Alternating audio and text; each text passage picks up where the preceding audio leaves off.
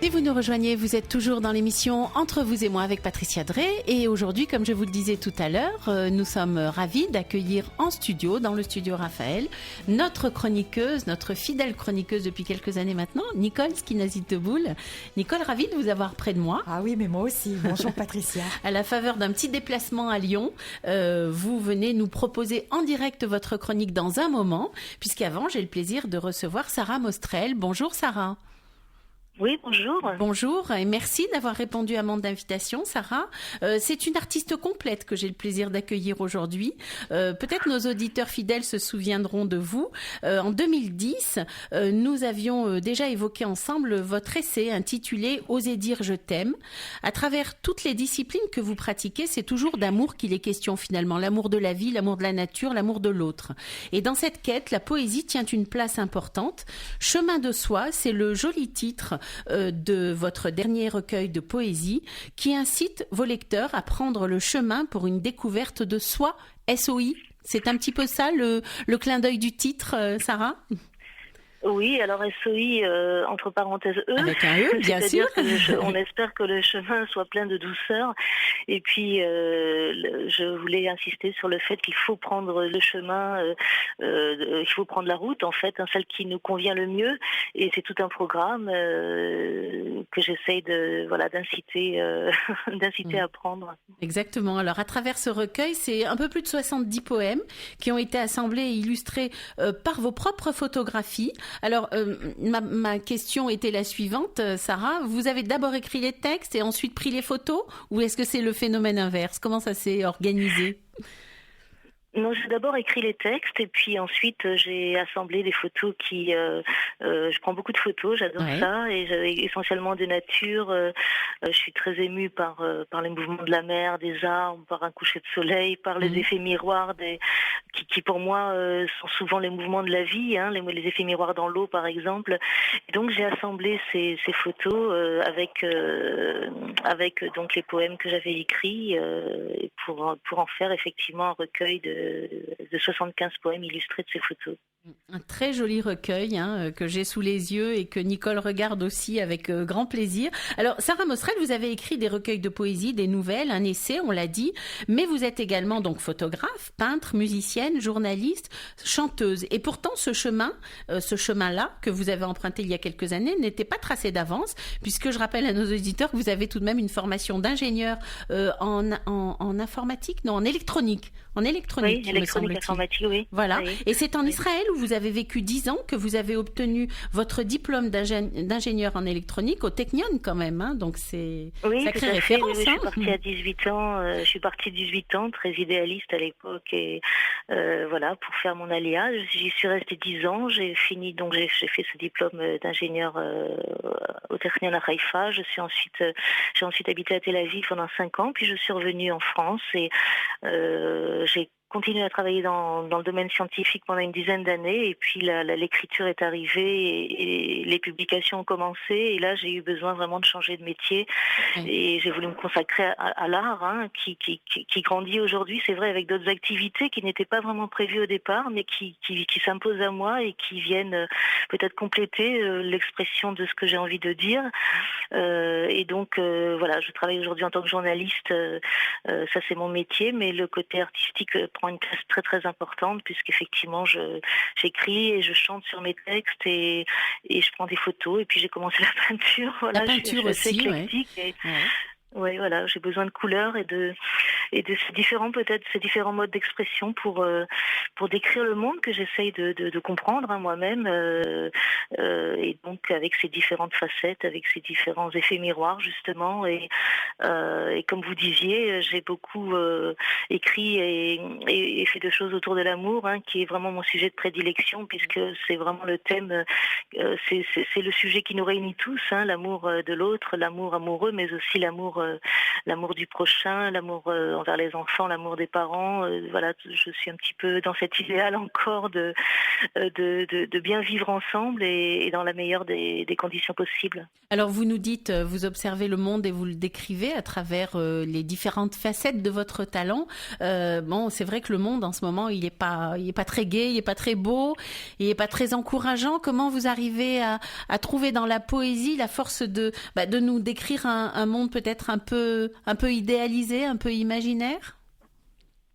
C'est une inspiration, bien sûr. C'est pas une réalité, mais peut-être que justement la poésie et les jolies choses en général aident justement en ces temps difficiles encore plus à affronter justement ce monde extrêmement violent, extrêmement cruel, complètement renversé et très inquiétant. Donc je pense que peut-être cette nécessité de créativité, de création est notamment liée à cette angoisse du monde actuel. Qui n'augure rien de bon et donc qui nécessite justement d'autant plus des messages d'espoir, je crois, et un engagement pour essayer de rétablir la barre et justement de viser un bonheur et de viser une harmonie qui existe, c'est juste qu'on l'a perdu, qu'on ne pense pas. Et donc, peut-être que j'essaye un peu de rappeler ce chemin, justement, ce chemin que les hommes devraient prendre, en tout cas j'essaie de proposer un chemin pour un monde meilleur et pour moi c'est complètement possible, c'est pas utopique, alors évidemment avec la poésie, avec les excès de la poésie de ce genre littéraire, on peut se permettre d'aller dans les exagérations et dans ce monde utopique, mais ce n'est qu'une aspiration évidemment et de rappeler peut-être que ce monde est possible. Alors précisément, vous nous donnez des nouvelles du bonheur à travers un très joli poème. Et je me demandais, Sarah, si vous nous feriez l'amitié de le lire à l'antenne, ce poème, Nouvelles du bonheur. Nouvelles du bonheur, oui, alors attendez, il faut que je le retrouve. Page 96. Page 96, voilà. J'aimerais beaucoup que vous nous le lisiez parce que celui-là a retenu particulièrement mon attention, mais Nicole peut en témoigner, il y en a un certain nombre d'autres qui ont retenu mon intérêt et je suis sûre celui de nos auditeurs. Donc on vous écoute pour Nouvelles du bonheur, ça nous fera du bien. D'accord. Il se porte bien, merci. Il a ce matin refleuri et de nouveau, il s'anime et fait des rimes. Tous y aspirent nuit et jour. On l'appelle au nom de l'amour. Il rend les gens si heureux. À son approche, on est joyeux. On le chante en poésie. Ainsi, il se fait plein d'amis. Enfants, fleurs, animaux, en solo ou en duo. Invitez-le chaque jour à votre porte, célébrez-le avant qu'il ne sorte, gardez-le sur vous bien au chaud, choyez-le, c'est le plus beau des cadeaux. C'est un éclair de vie, c'est un élan du soir, c'est un baiser de tendresse, c'est une fontaine ivresse, c'est un cadeau magique, c'est un retour de musique. C'est comme un bateau-livre tanguant dans des eaux vives. Ça me remue tout partout, ça réchauffe ma douleur, ça me touche en plein dans le cœur. Dis-moi, c'est grave, docteur ? Tu m'emportes dans les cieux, alors j'écarte la peur et je t'accueille. À deux, la vie est plus suave. C'est si beau les voyages, partant vers des eaux claires, un envol sans nuages, colombe de bonnes nouvelles. Afin que ne s'achève cette belle chansonnette, je pars en mode virage, consignant ce message. Ce n'est pas un mirage, mais un air à l'eau de rose, un fabuleux trésor, doux comme un sucre d'or. Magnifique, Nouvelles du bonheur. Nicole écoute attentivement. C'est un de ces 73 ou 75 poèmes rassemblés dans ce très joli recueil Chemin de soi, paru aux éditions Auteurs du Monde. Oui, Nicole ? Et en fait, cette poésie est magnifique. et ça montre à quel point que tout n'est pas perdu. Il y a encore plein de choses qui sont belles, dont il faut saisir les instants et qu'il faut laisser perdurer. Voilà. Oui, je crois que les choses sont belles. Les choses sont belles. C'est juste que les hommes, les femmes, les êtres humains ne savent pas, ont oublié aussi de regarder, d'observer. Je disais que j'étais très sensible à la nature. Par exemple, il y a des choses tellement superbes et étonnantes quand on est attentif au changement de saison, quand on regarde un petit peu autour de nous les animaux, les arbres, l'eau, etc. Tous ces mouvements. Moi, j'incite à retrouver ces éléments premiers, ces éléments naturels pour se ressourcer, tout simplement. Oui, revenir aux fondamentaux finalement. Revenir aux fondamentaux qui nous donneront peut-être l'énergie justement de réagir et de se dire mais pourquoi tout ça, toute cette violence alors que tout nous est donné et qu'il ne tient qu'à nous de gérer au mieux finalement. À travers cette contemplation et cette observation de la nature à laquelle vous vous livrez, Sarah Mostrel, moi j'ai l'impression que c'est une véritable ode au bonheur et à la vie, tout simplement. Oui, je suis beaucoup dans la célébration. C'est un mot que j'aime bien parce que c'est un petit peu ce que je ressens. J'ai envie de célébrer ce monde malgré les difficultés parce que en ouvrant les yeux justement, on voit, on peut trouver un chemin de tendresse, de liberté. Ouvrir on peut regarder l'infinité des paysages qui s'offrent à nous. On peut extrapoler dans la vie quotidienne beaucoup de choses. Et voilà, j'ai aussi un peu un message de spiritualité, c'est-à-dire que j'ai envie aussi qu'on s'élève un petit peu, qu'on participe à ce rétablissement ou cette réparation du monde. Je ne sais pas trop comment vous dites le dire, mais je pense qu'on a chacun dans son microcosme et dans ses capacités des choses à faire et j'y crois complètement. Vous dites que le chemin est finalement le choix du chemin est finalement plus important que le résultat, le bout du chemin. C'est le choix du chemin qui est essentiel pour chacun de nous. C'est un petit peu ce que vous pensez ? Alors oui, parce que c'est le chemin qui est important bien plus que son issue, parce qu'on ne connaît pas l'issue, on ne sait pas quand ça va s'arrêter. On sait qu'il y en a une en tout cas. Je pense que il y en a une qui est assez fatale et qui n'est pas réjouissante, donc il faut en fait essayer au mieux de mener sa vie dans les meilleurs auspices possibles. Donc il faut s'efforcer de repérer ce chemin pour qu'il concorde à soi, et puis ensuite il faut s'y engager et puis le prendre. Mais c'est déjà difficile de trouver son chemin. On fait des erreurs de parcours, on fait des choix qui ne sont pas forcément toujours les bons. Donc déjà, mais en tout cas, effectivement, il faut déjà le prendre, le chemin, il faut avancer, quoi. Et puis si on se trompe, si on fait des erreurs, c'est pas grave, on bifurque et puis on prend une autre voie jusqu'à ce que on trouve ce qui nous correspond le plus. Et c'est très individuel et c'est un chemin intérieur qui nous permet de trouver notre voie aussi concordante à soi que peu, quoi. On peut prendre parfois des chemins de traverse et puis finalement se raviser et revenir sur le chemin qui nous correspond à chacun d'entre nous. Il y a une grande sérénité qui se dégage de vous, Sarah Mostrel. Est-ce que c'est dû à la poésie ? Vous venez de nous parler de cette recherche de spiritualité. Ça se dégage, c'est un peu en filigrane à travers tous vos écrits. Vous pensez que c'est la poésie qui vous donne cette sérénité, cette douceur ? Il y a une grande douceur qui se dégage de vous. Je ne sais pas. Je ne sais pas si c'est non plus une sérénité complète, parce que je suis préoccupée. Bien sûr, on imagine. Par la manière dont. Donc c'est une tentative peut-être de prendre un peu de distance par rapport à ce qui se passe et puis effectivement de trouver des solutions à travers ces modes d'expression. Qui sont effectivement la poésie, puisqu'elle me convient assez dans la possibilité qu'elle donne d'aller justement dans les excès, qu'ils soient dans la lumière ou bien dans la profondeur parfois du désespoir. Justement, elle permet ces deux extrêmes. C'est un genre littéraire qui permet ça. Et puis tous les genres littéraires finalement et tous les modes d'expression artistique, quels qu'ils soient, participe, je pense, à cela. C'est-à-dire, moi, j'ai choisi ces modes parce qu'ils me sont venus à moi plus que je ne les ai choisis d'ailleurs. Oui. Il y a des choses qui s'imposent, on ne sait pas trop comment ça vient et ça et ça sort à un moment donné. Je crois que on a tous en nous une façon d'exprimer le monde et de participer, que ce soit artistiquement ou intellectuellement ou politiquement ou même dans la vie quotidienne.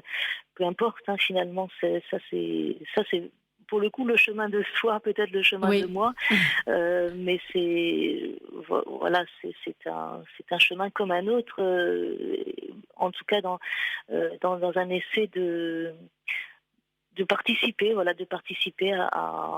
l'amélioration, à certaine amélioration de ce qui nous entoure, puisque effectivement nous sommes tous affectés par les événements. Par le fracas du monde, oui, on pourrait peut-être évoquer cet état du monde par cette formule peut-être un peu lapidaire. Le chaos, oui, le chaos, le fracas, les violences qui sont, enfin, je dirais le surplus, enfin les choses qui sont pas nécessaires. C'est-à-dire c'est déjà assez difficile comme ça. Pourquoi faire face à des élans de haine comme ça et comme on peut avoir je pense évidemment aux djihadistes, etc. Donc la nouvelle forme de mal entre guillemets qui existe aujourd'hui. Enfin c'est terrifiant. Donc voilà, j'essaye à ma manière de contrer, et même avec des choses simples et des belles choses, on peut contrer l'horreur. Oui, je le pense, à travers la poésie notamment. Oui, absolument. Oui. Et dans ce recueil, il y a un poème intitulé Chemin de soi également, qui est particulièrement beau. J'invite nos auditeurs à découvrir. Et puis pour terminer, je voulais dire également que votre livre s'ouvre sur des citations, un proverbe notamment, scrute le sentier que foule ton pied et tous tes chemins seront sûrs. Et puis, vous citez le livre du Zohar, Ouvre-moi légèrement ton cœur et je te ferai connaître le monde. C'est peut-être ça, finalement, le secret, j'allais dire, du bonheur ou en tout cas d'une certaine sérénité. Ouvrir son cœur à l'autre, c'est peut-être ça, finalement. Oui, ouvrir son cœur à l'autre, mais aussi l'ouvrir à soi, c'est-à-dire découvrir ce qu'on a, notre potentiel, et puis déjà le connaître, apprendre à se connaître, et puis peut-être après l'utiliser à une fin ou à une autre pour justement rendre ce monde plus vivable, ce qui est un grand projet, bien sûr. Oui, vaste projet, mais finalement qui repose sur chacun d'entre nous, hein, pourrait-on dire. Donc oui, chacun à son niveau. On est tous responsables. Exactement. Et on a tous notre part à partager, à donner pour que nous vivions mieux tous les uns avec les autres. Et le vivre ensemble est complètement possible et dans un respect total de ce qui nous entoure, y compris de la nature et dans cette voie magnifique, voilà, le livre du Zohar évidemment nous ouvre dans la merveille des merveilles, la splendeur des splendeurs. Donc là, c'est le top du top, évidemment. Et justement, vous terminez ce recueil intitulé Chemin de soi par vos 10 commandements. Un poème qui s'intitule Mes 10 commandements et que j'aimerais, Sarah, si vous êtes d'accord, que vous nous lisiez maintenant. Il est page 161 puisque c'est le tout dernier du recueil. Il clôture ce beau recueil intitulé Chemin de soi, et ce sont vos 10 commandements. On vous écoute, Sarah. D'accord. Il doit y avoir un amour heureux. Aime, encore, toujours. Aie confiance, écoute le silence. Accueille, observe, considère. Je lis dans tes songes. Crois en ma sincérité. J'irai plus haut pour révéler la vérité. Aspire à l'élévation. Montre-toi, lève le secret. Désire, énonce, défends. Je te regarde et je sais, dans la joie, la liesse, le partage. Et je ferai le culte du beau, dans le dialogue, l'esthétique, l'éthique, notre conscience du monde. Remets en question ce que tu es. Le savoir, notre puissance, tend vers la connaissance. Bonheur, notre paradis. si beau est le plein. Voilà, c'était mes 10 commandements. Magnifique, magnifique. On en reste sans voix. Vos 10 commandements qui terminent cet ouvrage. Et je vais préciser à nos auditeurs que vous vous produisez également à Paris, dans différents lieux. Donc, je crois qu'on peut vous suivre sur votre site, Sarah. Est-ce que vous voulez bien rappeler l'adresse de votre site internet ? Oui, donc c'est www.sarahmostrel, attaché, sarahmostrel.free.fr. Voilà. Et puis on peut me suivre aussi sur ma page Facebook à mon nom, Sarah Mostrel, où je mets beaucoup de d'informations sur mes participations. Oui.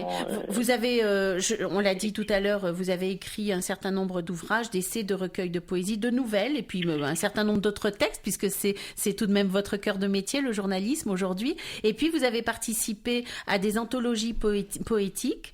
Vous avez également composé un CD poétique, Poser le monde, pour le Printemps des Poètes 2011 notamment. Et puis j'avais noté que vous aviez participé à une anthologie consacrée aux poètes juifs de langue française. Hein, c'était en 2010. Oui, donc tout à fait.